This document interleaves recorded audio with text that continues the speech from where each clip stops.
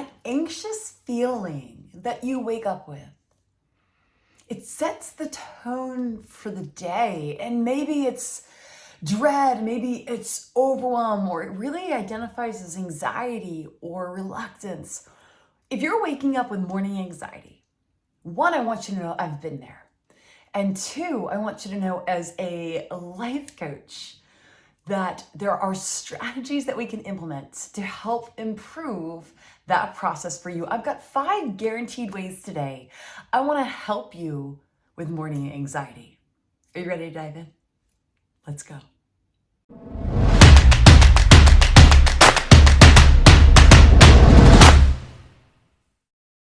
Hey, my name is Trish Blackwell. I'm your confidence coach. I'm a Christian life coach.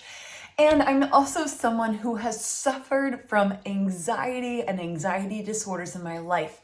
And so I want to share with you 5 really effective strategies that have helped not just me, but hundreds of my clients and thousands of my podcast listeners of the Confidence Podcast. And if you don't listen to the Confidence Podcast, believe me, you're going to love it as a resource to help you take your thoughts captive and improve the way you think. It's absolutely free. We'll put the link below. But know this, first off, anxiety is a feeling that stems from mismanaged thoughts. One is a feeling, and your feelings come from your thoughts. Your thoughts create your feelings. So what we're going to do is create more structure to how you manage your thoughts, and therefore it's going to reduce the heaviness of the impact of the feeling. Now, this is not to say that the anxiety is just going to disappear. But what we're going to teach you, what these tools do, is they take the anxiety from being very, very loud and bring it down to a volume that you can manage and that you can hear other things over. So when it comes to emotions, we don't want to resist an emotion or pretend that we can just get rid of one. But we want to teach you as your coach how to turn the volume up of an emotion or turn it down, and we do that through our thoughts. So your first tip, your first guaranteed way to help with morning anxiety is to have a good nighttime routine, because your morning anxiety doesn't come from the start of the morning. It comes from the leftovers of the night before. So looking at your nighttime routine, what I recommend for my clients is to look at the last 90 minutes of your day. First, it's really important that you have a consistent bedtime, and then pull that back by 90 minutes. And that is when your routine will start. I like to break it into 3 chunks of 30 minutes. 30 minutes of quality time with my kids, 30 minutes of quality time with my husband, 30 minutes of quality time with myself, and that's in my reading. You might see my dog over there. He's getting some quality time himself, and there is a serenity that comes with that. Now, you're going to know what you need to do in that nighttime routine. Is there going to be some self-care, some preparation for the day before? I recommend picking 3 things that you're taking the time to reflect in your nighttime routine on 3 things you're proud of from the day, and then 3 things you're going to do the next day. Using your nighttime routine to lay out your clothes for the next day, to decide what priorities are the most important for you, to really say, hey, tomorrow is already taken care of. I've got a plan, I've got it written down. I can relax and turn my brain off. And that way when you wake up, you're fresh, you're revived, and your subconscious brain already knows what it's doing. Number 2, that leads us to our morning routine. Now, in your morning routine, it's an extension of your nighttime routine, but it's the first 90 minutes of your day. That doesn't mean you need to be praying for 90 minutes, but your morning routine, it's going to be the same for the first 90 minutes of your day. Maybe the last 30 minutes is involved in taking the kids to school and getting to work and part of your commute. But we really just want to look at the day and go, what do I do in my first 90 minutes? Really critical in that process is the first 30 minutes, knowing what to do, knowing your patterns. Do you wake up right away and say good morning? Do you wake up and do a quick stretch? What do you do when you wake up? Is your coffee prepared the night before? Is everything laid out? Are your clothes it's almost like what you want in the morning is to simplify the thought process so you can just automate yourself into momentum. That momentum will carry you through, and you won't have as much capacity to feel like you're behind. Now, to do a morning routine well, you cannot hit that snooze button. You've got one of the reasons we create anxiety in the morning is because we're dreading and delaying what we have ahead of us. So you want to know what time you wake up, and you want to be a person who keeps your word to yourself. So I encourage you to write down your morning routine, list it out, and if you want to chat it out, pop in the chat. I would love to, in the comments, walk you through of some recommendations based on what works for your life. I'll help give you some feedback. So please comment below. But the morning routine and the nighttime routine, bookend your days. And by having patterns, you set your brain up to knowing what to expect. Anxiety often comes and is stirred into a place of overwhelm because we feel insecure. We feel insecure means we don't know what to expect. So we want to train our brain to say, hey, here's what we do. This is what we do every Monday. This is what we do every Tuesday. This is what my brain can expect. And it then becomes, the more you do it, the more default and automated and easy it becomes. Our third habit to help with morning anxiety is your first thought of the day. I love this one. It's simple, and here it's this. Make sure the first thought you have of the day is a good thought, a helpful thought, a life-giving thought. Now, that's not to say your brain's not going to automatically come up with a first thought. You have one trash first thought, and it typically might be like, I'm so tired. I don't want to do today. Whatever that might be.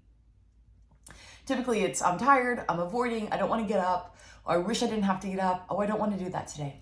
So here's what I want you to do. I want you to acknowledge that that's your first thought, because that first thought sets the tone of the day. That first thought's like a GPS for the day. So look at that thought and go, hey, you're not going to be my first thought today. You may go. So we're allowed one trash, and you substitute it in. And you can substitute it in with, I'm so grateful for the opportunity to live today. Or even something as simple as, today is going to be a great day. Hey, I've got all I need today. God's got this, right? We want to put one simple, powerful statement. It can be an affirmation. It can be a reframe of that first negative thought. And you're going to go, today is great. I'm going to start my day with that. I like to add on to my first thought of the day what I like to call, this is a bonus, gratitude on the go, which is I take my fingers before I get out of bed. So I reframe that first thought, do my first thought, make it a good one. And then I come up with 10 random things. And every time I come up with one, I pop a finger up. And I'm not allowed to get out of bed until I think to myself 10 things I'm grateful for. It might be my children sleeping next to me. It might be the opportunity to work that day. It might be the food in my fridge. It might be how great my pillow feels. Whatever comes to mind. And it's amazing when you ground yourself in gratitude, what that does. It cuts out half of the anxiety right at its knees. Our fourth thing is to reframe what I like to call trash thoughts. That's right, you have trash thoughts. You have thoughts that simply are not from God. They are fear thoughts. They are from the enemy, or they're just not helpful. They are the thoughts. What happens when we think things that make us anxious, we start thinking more things that make us anxious.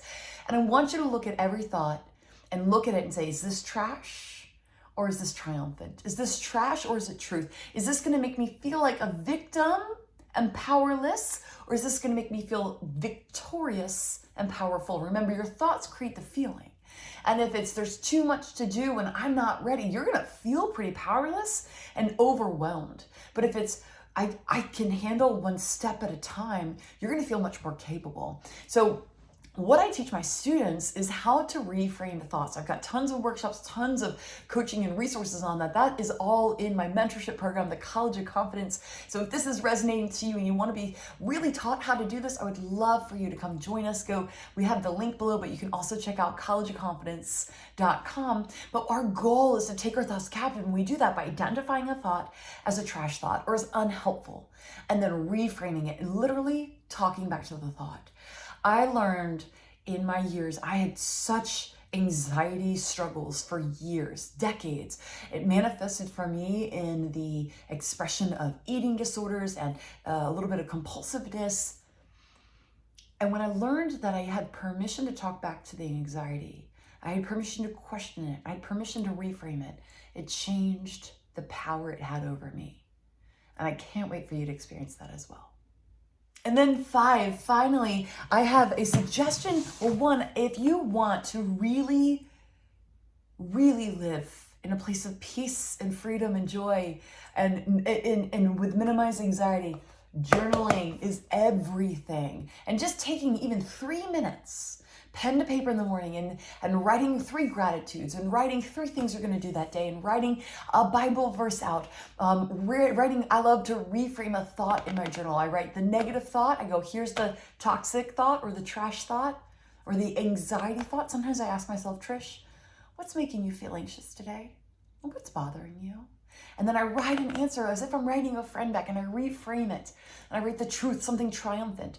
And then that's tip number 5 is to write out an affirmation of the day. And it can be eloquent or it can be simple. It could be, today is going to be a beautiful day. Today, the rivers of life flow through me because I'm tapped in to the power and the presence of God, who is my provider. So you could go, hey, today I'm going to love others. And even if I feel anxious, my serving of others will bring me joy and dull the anxiety. Today I choose peace, not pressure. You can come up with a million different affirmations that can really give you power over that morning anxiety, that fear that you're not enough, that fear that you don't have enough time.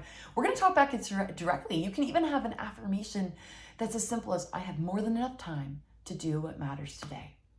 Let's go, right? Hey, and if you want to learn how to write affirmations, how to learn to speak these words of life over yourself, and specifically from a Christian and a faith-based perspective, I want to personally invite you to my affirmations, my custom affirmations work class. It is a master class where you can get, it's free, instant access. I'll put the link below, and you'll get, when you sign up and you put your email in, you'll get my workbook that goes along with it. I wish I had known how to do this 20 years ago. It would have changed so much in my life, and I really want to teach you how to use affirmations and custom affirmations that you write yourself in your life. It will take 2 minutes a day once you learn the process, and it will change the way you face your anxiety. I promise you that. So that you can get instant access to, go to TrishBlackwell.com/affirmations. I cannot wait to hear what you thought of this video. So make sure you comment below. Let me know if this was encouraging to you, and if so, why, what your biggest takeaway is, or anything you want to share. And of course, don't forget to hit subscribe, and I'll see you on our next video or in the affirmations class.